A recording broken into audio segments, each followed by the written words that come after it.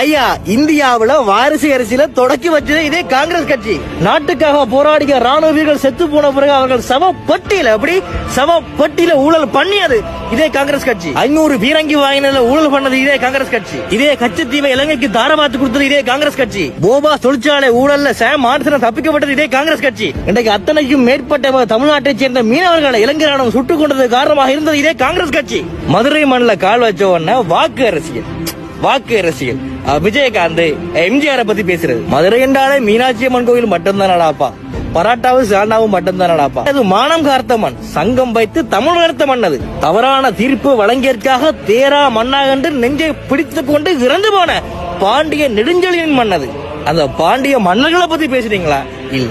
சரி, அதுக்கு பிறகு 3ஆம் சங்கத்தை வைத்து தமிழை வளர்த்த வள்ளல் பாண்டித்துறை தேவர் பிறந்த மன்னது, அவரை பற்றி பேசுறீங்களா? இல்ல. சரி, தாழ்த்தப்பட்ட குடிகளும் ஆலயத்துக்குள்ள நுழைய வேண்டும் என்பதற்காக 2வது போராட்டம் செய்த வைத்தியலிங்கன் தலைமையில முத்துராமலிங்க தேவரை பற்றி பேசினாரா?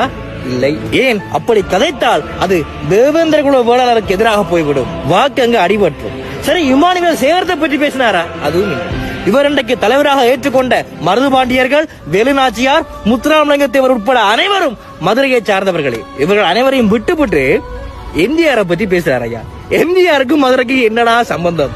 இன்றைக்கு விஜயகாந்த் இறந்து போன பிற்பாடு அவரை பற்றி பேசக்கூடிய நீங்கள், விஜயகாந்த் தன்னுடைய அண்ணன் என்று சொல்லக்கூடிய நீங்கள், அவர் உயிரோடு இருக்கும்போது எங்க ஐயா போனீங்க? சரி, அவரை கூட விடுவோம், அவருக்கு 2 பிள்ளைகள் இருக்கு, அவரை என்னாலும் மறந்து விட்டுருக்கலாமே. 2016ஆம் ஆண்டு அம்மையார் ஜெயலலிதாவை வெற்றி பெற வைத்ததற்கு அணிலாக பாடுபட்ட நீங்கள், மாநில தலைவர்கள் எல்லாரும் ஒன்றா சேர்ந்து ஒரு மிகப்பெரிய அழுத்தத்தை கொடுத்த பிற்பாடு பொதுப்பட்டியலிருந்து மானிய பட்டியலுக்கு வந்த பிறகுதான் நீட் தேர்வை எம்மால நீக்க முடியும். கச்சத்தீவை நீங்கள் மீட்டு கொடுத்த பிறகுதான் மத்திய அரசு தமிழ்நாட்டுக்குள்ள காலடி எடுத்து வைக்க முடியும் என்ற ஒரு அழுத்தத்தை கொடுத்த பிற்பாடுதான் இத்தனை ஆண்டுகளாக எந்த கட்சி மீது செய்யல. நான் வந்தா கண்டிப்பா வாங்கி தருவன்ல நீங்க சொல்லி இருக்கணும். ஒரு தவறு செய்தால் அதை தெரிந்து செய்தால். இவர் இந்த பாட்டை தன்னை ஒரு எம்ஜிஆரா நினைச்சு கொண்டே பாடுறாரு. எம்ஜிஆர் நீங்களும் ஒன்னா? எம்ஜிஆர் யார் ஐயா? அடி மட்டத்திலிருந்து இருந்து வந்தவர் ஐயா. ரிக்ஷாக்காரன், கூலி தொழிலாளி, ஆட்டோக்காரன் அடித்தட்டு மக்கள வாழ்க்கைய படமா எடுத்து அலையாந்தார். அவர் கோபுரம் உண்டா, நீங்க குண்டுமணி ஐயா.